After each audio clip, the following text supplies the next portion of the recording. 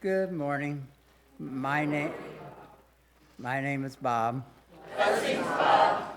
This is a short history of the Presbyterian Church. The first Presbyterian churches were formed around 1640 along the East Coast.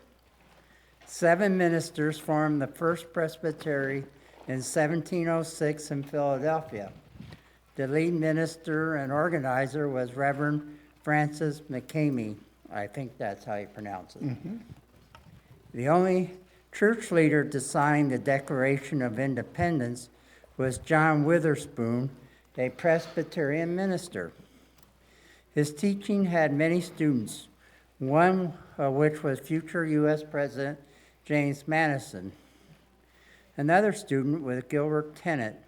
He was a Presbyterian minister and one of 3 leaders who formed the Great Awakening.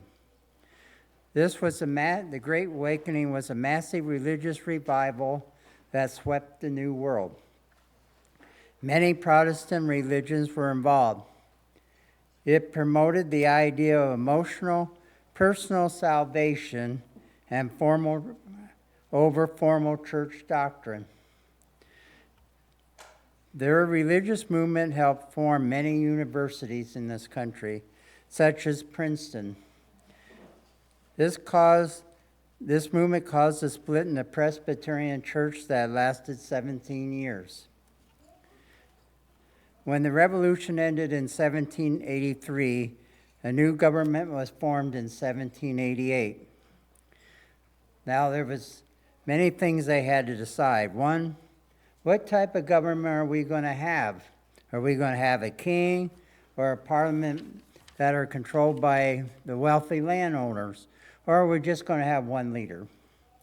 Well, we formed the Presbyterian form of government where everybody is representative. Then there was another problem. The small states wanted equal representation and the larger states wanted more. So that's how we come up with the House and Senate. We also wanted a president, but we didn't want a president that had complete power, so we had checks and balances.